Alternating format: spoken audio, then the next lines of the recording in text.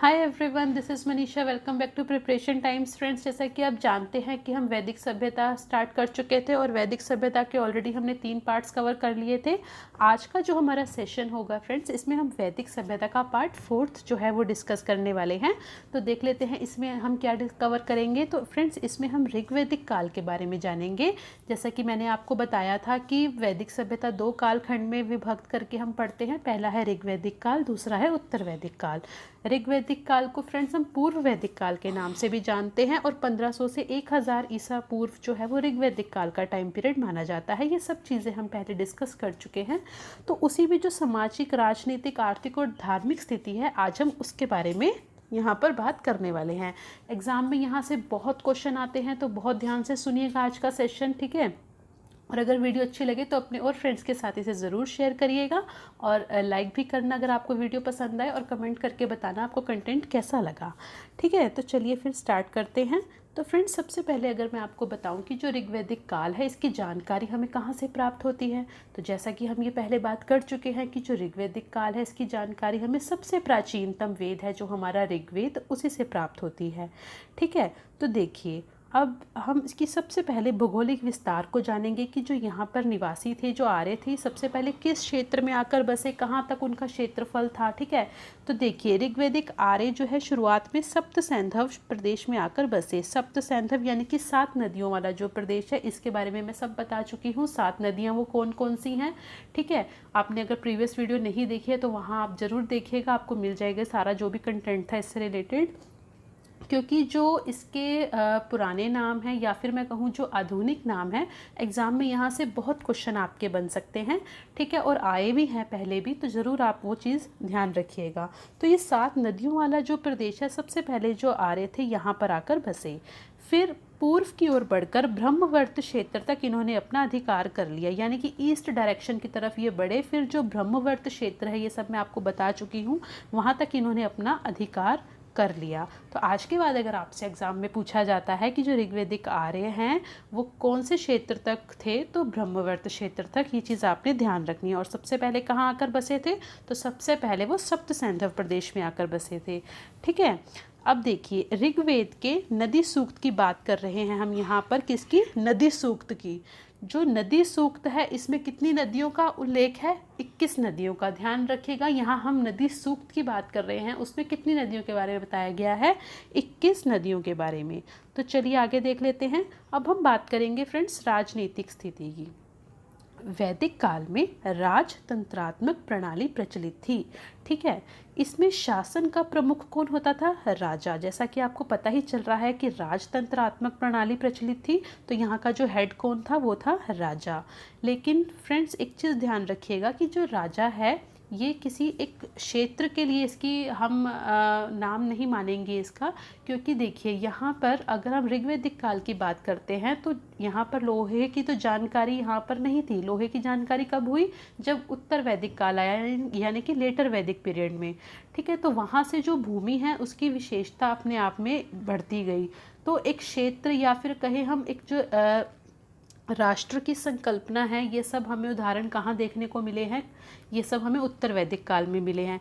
यहाँ पर जो राजा था, ये इसकी इम्पोर्टेंस कैसे देखी जाती थी? जो राजा था ये युद्ध का नेतृत्व करता था, ठीक है। और यहाँ पर नियमित कर व्यवस्था का प्रचलन नहीं था, जनता द्वारा स्वेच्छा से कर दिया जाता था, ठीक है। जैसे कि आपने सुना भी होगा कि बलि कहा जाता था कर को, ठीक है।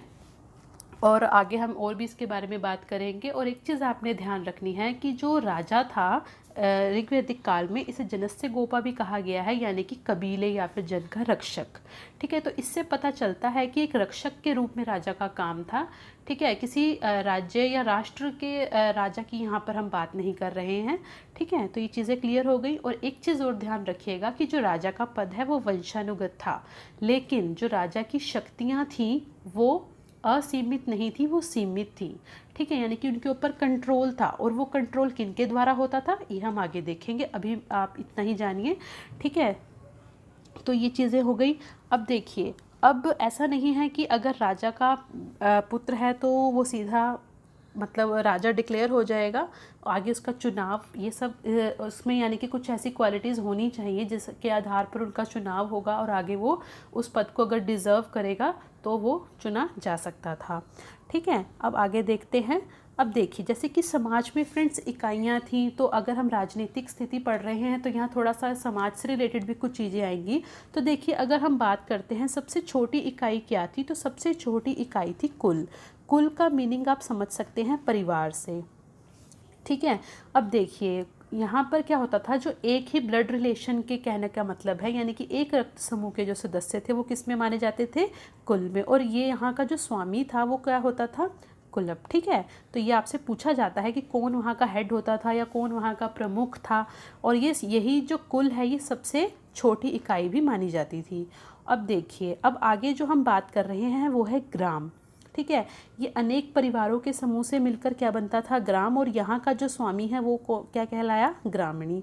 फिर ग्रामों के जो समूह हैं उनसे मिलकर बना विश, और यहाँ का स्वामी कहलाया विशपति। और जो अनेक विश हैं इनके समूह से मिलकर क्या बना, जन। और जन का जो स्वामी है वो कहलाया राजन। अब देखिए, ये जो जन है ये सबसे बड़ी इकाई मानी जाती है, ये भी आपसे पूछा जा सकता है। अब देखिए यहाँ से और क्वेश्चन क्या बनता है, यहाँ से पूछा जा सकता है कि विश शब्द का जो उल्लेख है ऋग्वेद में कितनी बार हुआ है। तो विश शब्द का उल्लेख आपको पता होना चाहिए, ऋग्वेद में 170 बार हुआ है, जबकि जो जन शब्द है इसका उल्लेख 275 बार हुआ है। दोनों चीज़ें आप ध्यान रखिएगा। ठीक है, देखिए विश का मैं आपको एक बार यहाँ बता देती हूँ, 170 बार है, और जो जन है इसका है 275 बार। अब आगे हम देख लेते हैं। अब देखिए, अब हम बात करेंगे राजनीतिक या प्रशासनिक जो संस्थाएं हैं। ठीक है, तो उसमें आपको ये नाम ध्यान रखने हैं, सभा, समिति, विदत तथा गण। ठीक है, इसके अलावा परिषद भी थी, लेकिन अगर आपको ये चार वैसे इंपॉर्टेंट है जो ध्यान रखनी है, और उससे भी ज़्यादा सभा, समिति और विदत, ये तीन तो मोस्ट इम्पॉर्टेंट हैं। तो देख लेते हैं। अब जो सभा की हम बात करते हैं, अब यहाँ पर आपको ये चीज़ ध्यान रखनी है फ्रेंड्स कि जो सभा और समिति हैं ये जो है राजा पर नियंत्रण करती थी। जैसा कि मैंने आपको भी बताया कि जो राजा है उसकी शक्तियाँ जो हैं वो सीमित थी, असीमित शक्तियों वाला राजा नहीं था ये। ठीक है, तो उसके ऊपर कंट्रोल का काम ये सभा और समिति करती थी। और जो ये सभा है, सबसे पहले हम इसके बारे में अभी हम बात करने वाले हैं। तो आधुनिक टाइम पर अगर हम इसे कंपेयर करें तो आज की जो संस्थाएं हैं अगर हम उनके हिसाब से देखेंगे तो जो आधुनिक टाइम पर जो राज्यसभा है फ्रेंड्स, उसे आप इसे समझ सकते हैं, उससे इसकी तुलना कर सकते हैं कि ये जो सभा है ये राज्यसभा के तौर पर आप इसे समझ सकते हैं। और पूछा जाता है आपसे कि ऋग्वेद में ये जो सभा है इसका उल्लेख कितनी बार हुआ, तो आपको ध्यान रखना होगा 8 बार सभा का उल्लेख हुआ है। विशिष्ट एवं समृद्ध लोगों की सभा है, और यहाँ पुरुष और महिला दोनों ही सदस्य की इन्वॉल्वमेंट रहती थी। और पुरुष जो सदस्य थे उसमें कहा जाता था सभे, और महिला सदस्य को क्या कहा जाता था, सभावती। ठीक है, आई होप यहाँ तक कोई डाउट नहीं होगा। अब आगे देखते हैं समिति। समिति जो कि आधुनिक टाइम पर अगर हम इसे देखें तो हम इसे लोकसभा से कंपेयर कर सकते हैं। और ऋग्वेद में फ्रेंड्स इसका 9 बार उल्लेख हुआ है। आपसे पूछा जा सकता है एग्जाम में कि ऋग्वेद में समिति का उल्लेख कितनी बार हुआ, तो आप आंसर क्या टिक करेंगे, 9 बार। और ये आम लोगों की संस्था थी, जैसा कभी मैंने आपको बताया लोकसभा, तो आप इसे समझ सकते हैं। और यहाँ का जो प्रमुख था यानी कि जो हेड वो था ईशान, क्या कहा जाता था उसे, ईशान। अब आगे देख लेते हैं विदत। विदत है ये जो सबसे प्राचीन संस्था मानी जाती है, ये बहुत इंपॉर्टेंट है क्योंकि आपसे पूछा जा सकता है सबसे प्राचीन कौन सी संस्था है और इनके आपको ऑप्शन में नाम दे दिए गए तो वो विदत है। ऋग्वेद में इसका 122 बार उल्लेख मिलता है। और विशिष्ट संस्था थी ये, उपज लूट आदि जो इनसे संबंधित जो बंटवारा होता था वो कार्य कौन सी संस्था देखती थी, वो देखती थी विदत। गण की बात करते हैं तो ऋग्वेद में 46 बार उल्लेख हुआ है और कुलीनों की सभा है ये। ठीक है, अब देख लेते हैं सभा व समिति है ये राजा पर नियंत्रण रखते थे, ऑलरेडी बता चुकी हूँ। प्रशासनिक अधिकारी में आपने ध्यान रखना है पुरोहित, सेनानी, ग्रामीण वैसे आते थे। और इसके अलावा जब हम आगे आगे देखेंगे, आगे और पढ़ते जाएंगे, आगे और काल के बारे में जैसे कि देखेंगे जब आगे समय आएगा लेटर वैदिक पीरियड तक का, तो ये जो अधिकारी थे इनमें भी वृद्धि होती गई। ठीक है, लेकिन अभी हम ऋग्वैदिक काल की बात कर रहे हैं तो पुरोहित का यहाँ पर बहुत ज़्यादा रोल है। ठीक है, पुरोहित जो है ये राजा के साथ रहता था, युद्ध में भी जाता था ये। ठीक है, और ये मतलब जैसे कि यहाँ पर मेन अगर हम प्रशासनिक अधिकारियों में देखें तो पुरोहित का स्थान सबसे सर्वोपरि माना गया है। ठीक है, और उसके अलावा देखिए सेनानी व ये जो अभी मैंने आपको ये डिस्कस कर रहे थे जब हम ग्रामीणी, ठीक है, इसे आप ठीक कर लीजिएगा, तो ये सब थे। अब देखिए अब आता है 3 हमने यहाँ पढ़ लिए। अब अभी देखिए स्थाई सेना यहाँ पर नहीं थी। अगर आपसे पूछा जाए कि वैदिक काल में या फिर ऋग्वैदिक काल में स्थाई सेना थी तो आप आंसर क्या टिक करेंगे? नहीं, स्थाई सेना यहाँ नहीं थी। और मृत्युदंड जैसी भी यहाँ पर कोई बात नहीं थी। न्याय का जो केंद्र बिंदु है वो कौन था? राजा। ठीक है, तो ये चीज़ें आपने ध्यान रखनी है। ठीक है, अब आगे की अगर हम बात कर लेते हैं तो यहाँ पर हमने क्या क्या देखा। अभी हमने जैसे कि बात करी प्रशासनिक अधिकारी आपसे पूछे जा सकते हैं कौन कौन हो गए? पुरोहित, सेनानी व ग्रामीणी। ठीक है, इसे आप ठीक कर लीजिएगा जैसा अभी मैंने आपको बताया। और आगे फिर ये जो थे बहुत ही इंपॉर्टेंट रोल प्ले करते थे ये सारे। ठीक है, और जिसमें सबसे ज़्यादा विशेष जो स्थान था वो क्या था? पुरोहित। ठीक है, अब आगे देख लेते हैं सामाजिक दशा। ऋग्वैदिक समाज का आधार क्या था? परिवार। परिवार यानी कि कुटुंब भी से कहते हैं तो आप समझ सकते हैं। और अब आगे देखिए पितृसत्तात्मक समाज था, ये संयुक्त परिवार था। यहाँ पर पितृसत्तात्मक समाज होते हुए भी फ्रेंड्स यहाँ पर जो महिलाओं की स्थिति थी वो सम्मानजनक थी। ठीक है, यहाँ पर उनको भी मतलब काफ़ी अच्छी स्थिति उनकी देखी गई। थोड़ी सी जो आगे हमने देखा फिर आगे गिरावट आई वो उत्तर वैदिक काल में हम देखेंगे। समाज की सबसे छोटी इकाई क्या कहलाई? कुल, स्वामी कुलप। और समाज की सबसे बड़ी इकाई जन, जिसका स्वामी था राजन। ये हम पहले ही पढ़ चुके हैं। कर, जो जैसे कि भी मैंने आपको बताया बलि, स्वेच्छा से दिए जाने वाला कर। दास प्रथा का प्रचलन था यहाँ पर, लेकिन घरेलू कामकाज में कुछ ज़्यादा यहाँ पर ऐसा नहीं था कि बहुत दयनीय स्थिति थी दासों की। ठीक है, अब समाज में वर्ण व्यवस्था कर्म पर आधारित थी। ये हम पढ़ चुके हैं, जो मैंने आपको एक उदाहरण दिया था जिसमें कहा गया था कि मैं एक कवि हूँ। ठीक है, और फिर उसमें बताया गया था कि जो मेरे पिता हैं वो वैद्य हैं, माता जो हैं वो जो चक्की चलाने का काम करती हैं। तो सब मतलब अपने प्रोफेशन के हिसाब से ही यहाँ पर वर्ण व्यवस्था चलती थी। ये तो हमने जब मंडल डिस्कस किए थे तो वहाँ हमने सारा ये डिस्कस कर लिया था। और एक चीज़ आपने ध्यान रखनी है, जो शूद्र हम वर्ड पढ़ते हैं ये ऋग्वैदिक साहित्य जो चल रहा था। ठीक है, ऋग्वैदिक काल जब हम पढ़ रहे थे तो उसके अंत में ही ये शूद्र वर्ग जो है अस्तित्व में आया था। अब भोजन, वस्त्र और आभूषण देख लेते हैं। तो भोजन यहाँ पर फ्रेंड्स शाकाहारी और मांसाहारी दोनों तरह के ही लोग यहाँ पर थे।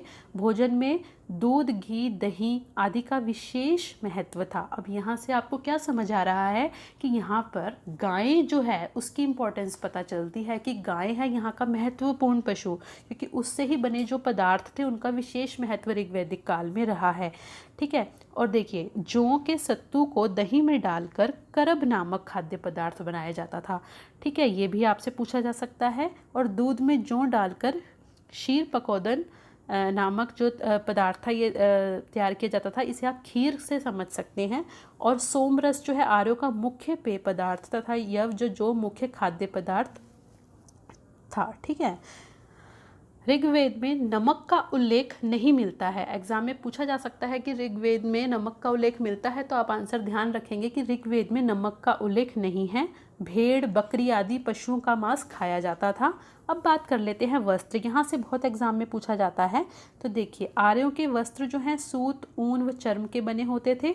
और 3 प्रकार के वस्त्र हैं जहाँ से एग्जाम में बहुत क्वेश्चन आता है, वो है नीवी, वास तथा अधिवास। ठीक है, नीवी जो कमर से नीचे कपड़े पहने जाते थे उन्हें कहा जाता था नीवी। वास जो मध्य भाग में, और जो अधिवास है फ्रेंड्स इसे आप ओढ़नी के रूप में समझ सकते हैं।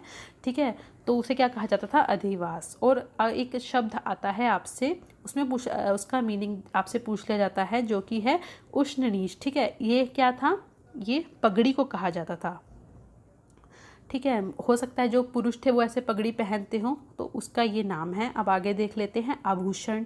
अब देखिए आभूषण की अगर हम बात करते हैं तो सोने का आभूषण जिसे निष्क कहा जाता था, कर्णफूल ये कानों में पहना जाता था, नुपुर यानी कि पायल इन सब का प्रयोग करते थे। और स्त्रियों और विवाह की अगर हम बात करते हैं तो समाज पितृसत्तात्मक होते हुए भी स्त्रियों की स्थिति कैसी थी? अच्छी थी, सम्मानजनक थी।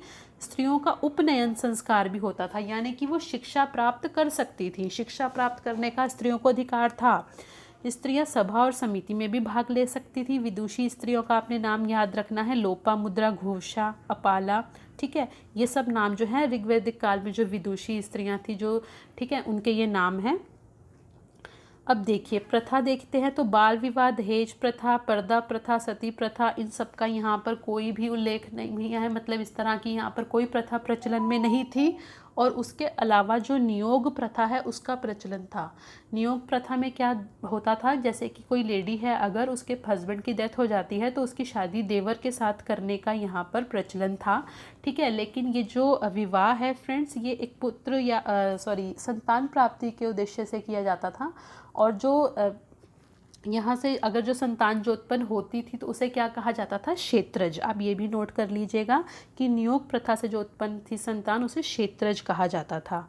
और स्त्रियों का संपत्ति पर अधिकार नहीं था, एक ये यहाँ पर चीज़ है। और मनोरंजन में पासा, रथ दौड़, घुड़दौड़ आदि ये सब चीज़ें देखी गई। विवाह की बात कर लेते हैं तो अनुलोम और प्रतिलोम विवाह था। अनुलोम में पुरुष जो है उच्च वर्ण का था और कन्या निम्न वर्ण की थी। प्रतिलोम विवाह में पुरुष जो है वो निम्न वर्ण का और कन्या उच्च वर्ण की। ठीक है, और ऋग्वेद में पत्नी के लिए जो शब्द प्रयुक्त हुआ है वो क्या है, जयदस्तम। इसका मीनिंग क्या है, पत्नी ही घर, यानी कि पत्नी के साथ ही घर की इम्पोर्टेंस को ये शब्द हमें इसका इम्पोर्टेंस बताता है। ठीक है, अर्भ, वर वधु को सम्मिलित रूप से कहा जाता था अर्भ। अमाजु, जीवन भर कुंवारी रहने वाली कन्या। और वहतु, कन्या को विवाह के समय दिया जाने वाला उपहार या फिर हम कहें द्रव्य। ठीक है, अब एक चीज़ और आपने ध्यान रखनी है, यहाँ पर एक शब्द पूछा जा सकता है आपसे, जस्त कुमारी। तो जस्त कुमारी का मीनिंग क्या होता है, जो अविवाहित महिला होती थी उसे कहा जाता था। अब आगे देख लेते हैं आर्थिक जीवन, बस खत्म होने वाला है, ये सेशन ज़्यादा लंबा नहीं है। तो ऋग्वैदिक आर्यों का जो मुख्य व्यवसाय है वो क्या था, पशुपालन। ठीक है, कृषि की तुलना में पशुपालन यहाँ ज़्यादा देखने को मिला, तो मुख्य व्यवसाय पशुपालन है। मात्र 24 ही श्लोक होंगे जिसमें कृषि की चर्चा की गई है। प्रमुख जानवर जो है वो गाय, घोड़ा, भैंस, भेड़े, बकरियां आदि थे। बाघ और हाथी का उल्लेख नहीं मिलता है, ये इंपॉर्टेंट है क्योंकि जनरली जो जानवरों का उल्लेख नहीं है वो एग्जाम में पूछे जाते हैं। तो बाघ और हाथी का उल्लेख नहीं है यहाँ पर ऋग्वैदिक काल में, आपने ध्यान रखना है।